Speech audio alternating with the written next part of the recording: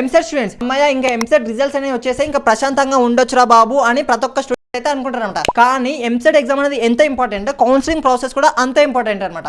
ఈ రోజు EAMCET counselling process in 5 steps ఈజీగా అయితే మీకు ఎక్స్ప్లెయిన్ చేశాను, అది గుర్తుపెట్టుకోండి. Step 1 registration. Based on your category మీరు రిజిస్ట్రేషన్ ఫీ అనేది పే చేసి మీ యొక్క నియర్ బై హెల్ప్ లైన్ సెంటర్లలో సర్టిఫికేట్ వెరిఫికేషన్ కోసం మీరు స్లాట్ అనేది బుక్ చేసుకోవాలన్నమాట. Step 2 certificate verification. ఏదైతే నియర్ బై హెల్ప్ లైన్ సెంటర్లలో మీరు స్లాట్ అనేది బుక్ చేసుకున్నారో ఆ యొక్క స్లాట్ అనేది బుక్ చేసుకున్న డేట్ అండ్ టైం రోజు అక్కడికి వెళ్ళి మీ యొక్క ఒరిజినల్ డాక్యుమెంట్స్ ఏవైతే స్క్రీన్ పైన కనిపిస్తున్నాయో ఈ యొక్క డాక్యుమెంట్స్ అనేది మీరు వెరిఫై అనేది చేయించుకోవాలన్నమాట.